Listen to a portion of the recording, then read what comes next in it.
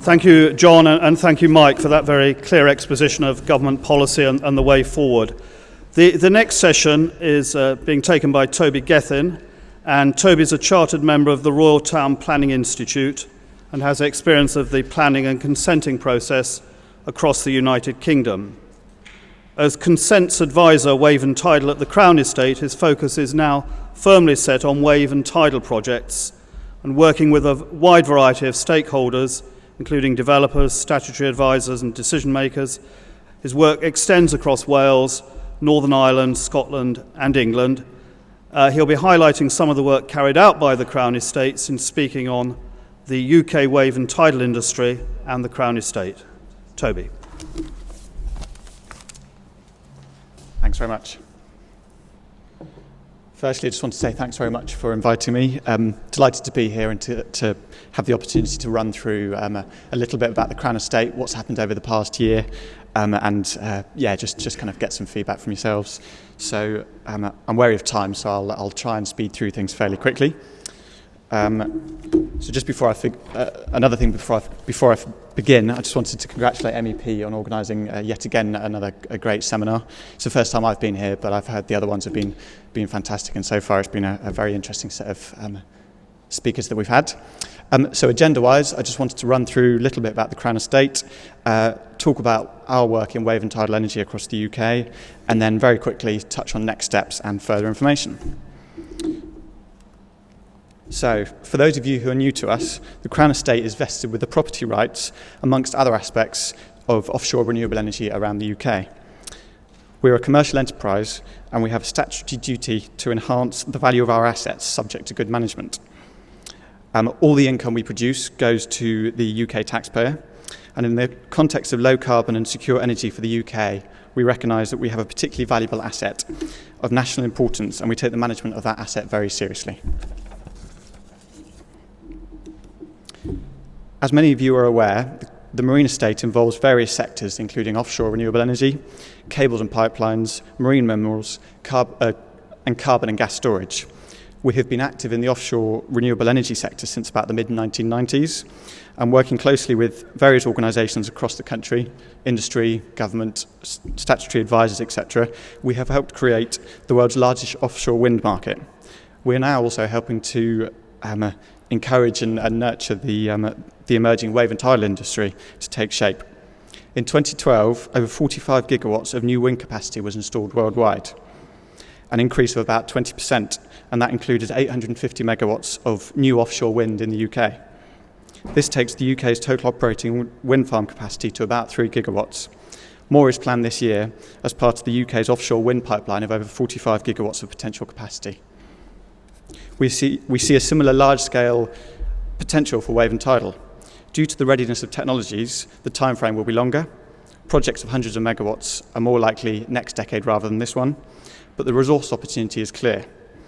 Research we published last year pointed to the potential for tens of gigawatts of wave and tidal projects around the UK. Marine planning. The marine environment is clearly a very busy place out there. Many varied activities competing and interacting with each other for the space. The map on the slide here, which, yes, I can see it, that shows the Crown Estate's assets, both planned and existing. And clearly there is much more out there, ranging from shipping and navigation to commercial fisheries as well, recreational activities, oil and gas exploration, etc. So clearly there's a lot going on. We recognise the clear importance of marine planning in relation to both our estate and also the management of the marine environment's many other users and interests. So working with the statutory marine advisors, planning bodies in Wales, England, Northern Ireland and Scotland, the Crown Estate actively contributes to the statutory marine planning process via, for example, our marine resource system. It's a GIS-based resource system that we have. I won't get into the detail of consenting because I know there's this afternoon's workshop. But given my role at the Crown Estate, you'll have to forgive me for squeezing in just one quick slide on consenting. From our work with industry, regulators, advisors, stakeholders, you name it, we see the key consenting issues for wave and tidal as the 5 I've listed here. From our perspective, moving from demonstration and single test devices to actual first arrays. the uncertain impacts on marine mammals, fish and birds. That's already been touched upon a little bit this morning. I'm sure we'll touch upon it in the workshop this afternoon. Cumulative impacts and how the wave and tidal industry are going to deal with that. Impacts on other marine users, shipping and navigation, commercial fisheries, etc., as I've already just mentioned. And also post-construction monitoring of the consented projects and how they will link in with consent conditions. So from a consenting perspective, getting the first arrays in the water is vital for the industry, since the best knowledge of the actual interactions is going to come from those operational projects. It was therefore fantastic to hear about MCT Skerries project being awarded consent a couple of weeks ago by the Welsh Government, and we hope that similar projects in Pembrokeshire and elsewhere around Wales and the UK are going to be consented and progress in the near future. So moving on to our work in wave and tidal energy. Focused on supporting the emerging wave and tidal sectors, our objectives broadly include supporting growth of the sector, attracting investment to it, and encouraging major players to commit to development. We've already heard about some of the major players that have been committing over the past year. We hope that continues going forward. Supporting the sectors, we do this through a number of activities, in particular, listing just a few here: leasing sites for project development, supporting project development by working with developers themselves, with the agents, with statutory advisors, government authorities, etc., advising on government policy, and also, as recently announced and as Tonya mentioned earlier on this morning, exploring potential investment in first array projects. So just looking at the sites currently under development, currently we have 41 wave and tidal projects around the UK. Some of these are consented, some are planned, some recently been announced. That actually is a total capacity of about 2 gigawatts.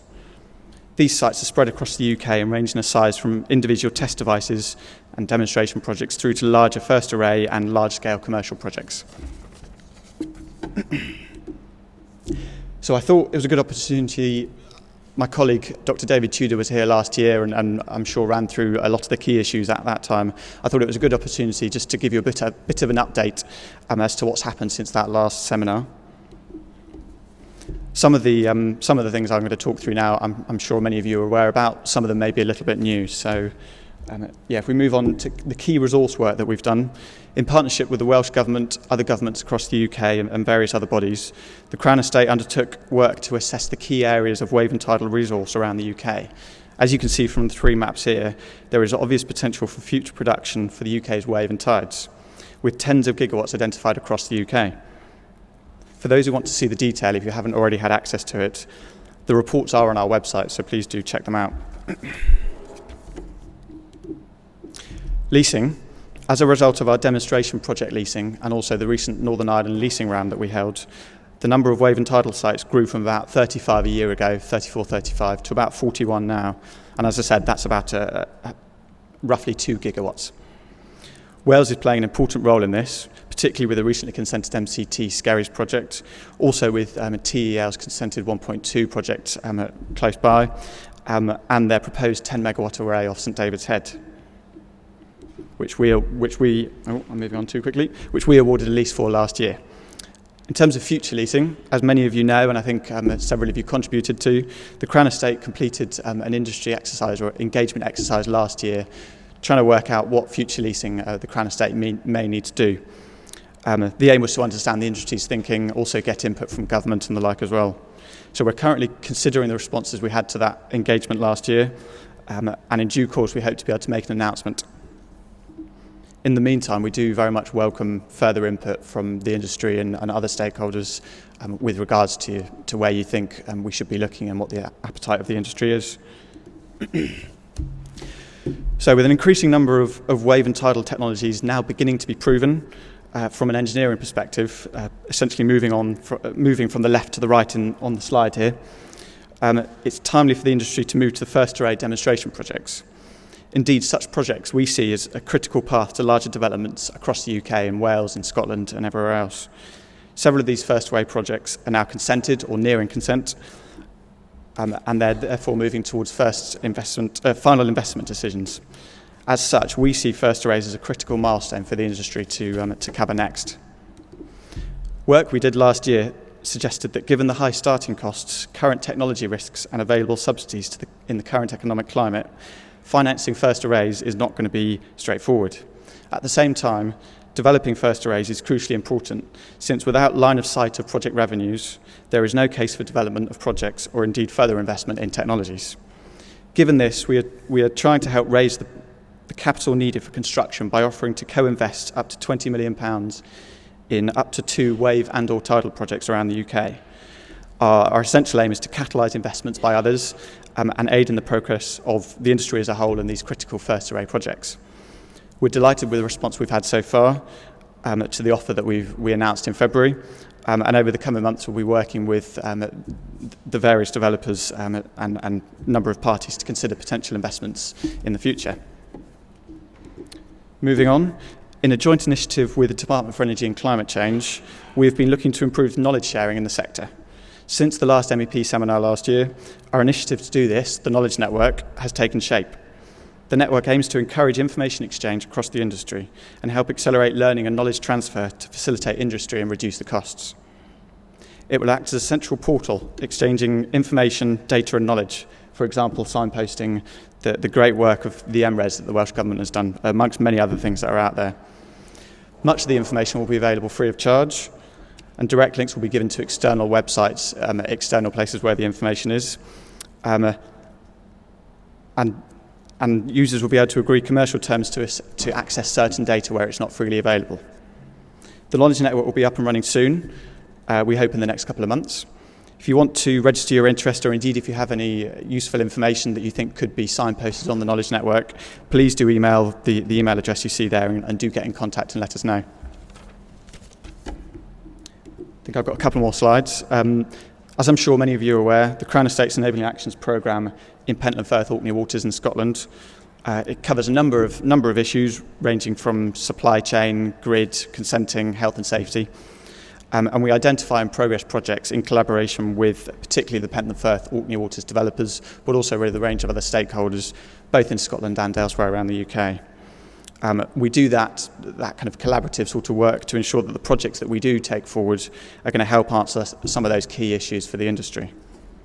The programme is focused on the Pentland Firth and Orkney Waters, since this is where the commercial projects for our assets are based.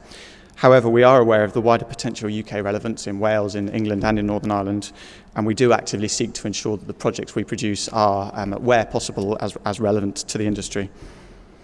Examples of kind of more widely relevant projects include 2 recently produced reports on Rochdale envelope in wave and tidal consent applications, and also fairly similar to the recent Welsh Government Howcrow project, an investigation into the onshore infrastructure needs that might be required for wave and tidal projects.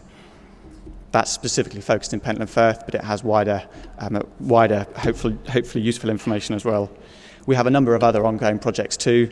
From my perspective, consenting projects looking at cumulative impact assessment, potential noise impacts from operating wave and tidal devices, and various others. It's also relevant to quickly mention the Crown Estates Research Network. It involves many relevant projects across the board, not just offshore renewable energy, but there's one, for example, that we have with Swansea University at the moment, investigating the interactions between tidal turbines and various biota. So I just want to close by outlining next steps and further information. As I mentioned, following our industry engagement that we undertook last year, we're currently updating our leasing approach. Lots of internal thinking going on at the moment following the feedback we received, and we hope to make an announcement fairly soon in due course. We aim to conclude the development of the Knowledge Network in the next couple of months and get that actively up and running with lots of data and lots of users. We will continue to support the development of wave and tidal projects in the UK, Pentland Firth, Scotland, Wales, effectively across the UK, via our enabling actions, via first array investment, etc. And as I just mentioned, to help support and galvanise the industry over the coming year, we will be progressing our thinking and work with various developers on the Crown Estates potential investment in first array projects. And as I've mentioned a couple of times, a lot of our news, latest reports, project outputs are available on our website. I think the website's on the next page, so please do take a look. So I think, apologies I didn't move the slide on, but there's a bit of detail for you. The website's actually on this page here. It's www.thecrownestate.co.uk. So yes, thank you very much.